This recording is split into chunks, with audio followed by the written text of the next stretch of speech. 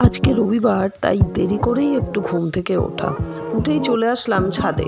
সকালটা বেশ মেঘলা মেঘলা ছিল, ভালোই লাগছিল। তার সাথে এই সবুজ সবুজ গাছ, আর কি চাই। নিচ থেকে ডাক চলে আসলো, কারণ আমার রানাঘাটের বাড়িতে চা খাওয়ার চল তো আছেই। চা বিস্কিট খেয়ে নিয়ে আগে ঘরদোর পরিষ্কার করে নিলাম। এখন প্রায় 11:30 মতো বাজে। খাওয়া দাওয়া করে বেরিয়ে পড়লাম কলেজের উদ্দেশ্যে। রবিবার তো কি হয়েছে, ডিস্টেন্সে যারা ক্লাস করে তাদের জন্য কিন্তু রবিবার আমাদের মাঝে মাঝে কলেজে আসতেই হয়।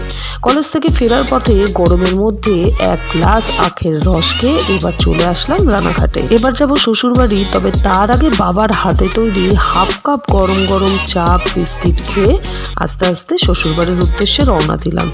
এখন এই সময়টা অটোর থেকে ভিডিও করতে কিন্তু বেশ ভালোই লাগে।